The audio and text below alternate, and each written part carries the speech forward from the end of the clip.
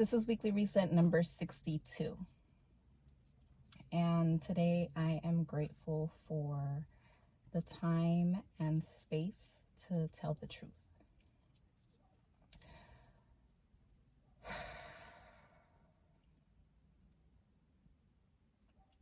I just remember being really confused.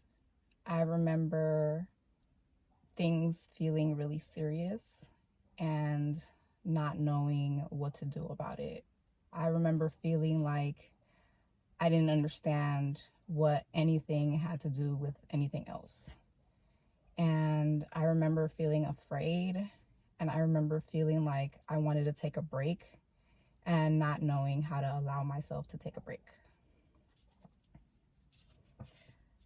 The definition of break includes to separate into pieces as a result of a blow or strain, to stop working, to interrupt a sequence or course, to fail to obey a rule or agreement, to beat a record, to work out a code, to make a rush or dash, to soften a fall, to suddenly become public, of a person's voice, to falter and change tone, of the weather, to change suddenly.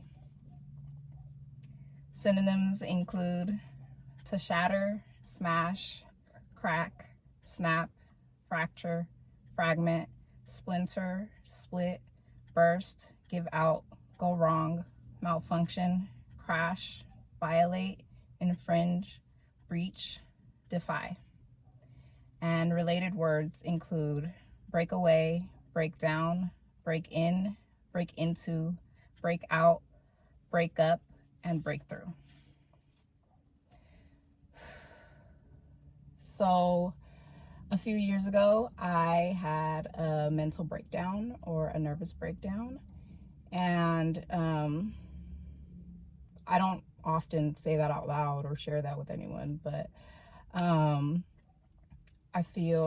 felt like I wanted to say that today. And in the past, like, I've wanted to say it. I want to say it without feeling like I need to like brush it away or minimize that statement that I had a mental breakdown or a nervous breakdown. And I think it was due to, I know it was due to years of overwhelming levels of stress and attempts to work in unbalanced and unhealthy ways. And to identify with that, it makes me feel like a failure. It makes me feel like something's wrong with me, that I'm not able to continue to keep going and be strong and be resilient and carry the weight of the world on my shoulders. You know, as a head of household, as a provider, as someone who has a responsibility of putting food on the table for myself and other people, to say that I have been burnt out, like, in our society, it's like, okay, yeah, take an evening and gather yourself and, continue on, And so it's been hard to find ways to remedy that feeling, like this ongoing feeling that I've had of like physical and emotional exhaustion.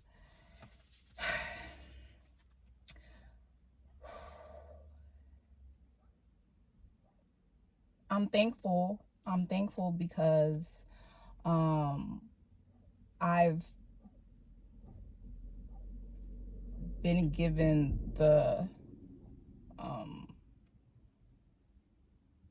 the capacity to still hold some level of function, some semblance of sanity, and an activity that has helped me to attempt to make sense of my mind has been journaling. And specifically writing out words and writing the definitions to those words. Very basic words that I felt like I needed to relearn in some new way. Um, yeah. So I remember just, yeah, I just remember writing words and wanting to make sense of them and wanting to understand myself and what was happening to me. And um, yeah, um, now that time has passed, some time has passed, and I've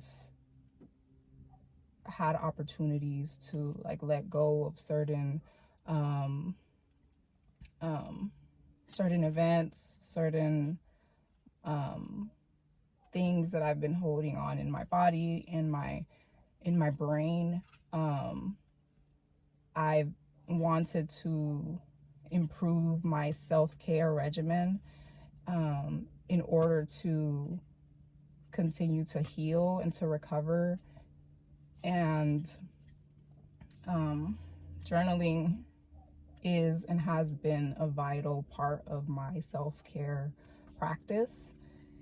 And I wanted to note specifically this idea that journaling helps me to contain myself.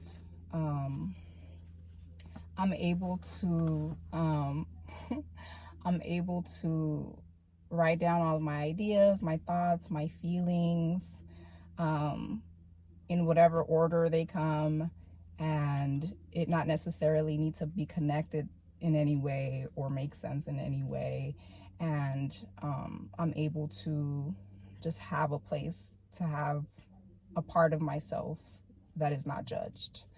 Um, and I am wanting to improve the way that I then go on to like get current by reviewing old journal entries and asking questions of me from the other day, me from a month ago, me from 2 years ago, me from the time right after I had a mental breakdown, and to see where my thoughts were, and how they're related to where my thoughts are now, and seeing the patterns in the way that I think, and wanting to improve in the areas where I feel I need to improve my thinking, and embrace a lot of the things that I've said in the past that are still true now of myself, of the things that I'm doing, the ways that I'm relating to other people, or attempting to. So journaling has been, it's always been a part of me. Like the kind memories that I have of my childhood include me writing poems and lyrics to songs and things like that in a journal or pieces of paper and things. So, yeah, I share this part of myself because I think it's important for me to remember as I continue to make effort towards improving my professional life and the work that I'm doing, and improving as an employee, as someone who wants to have more responsibility and things like that.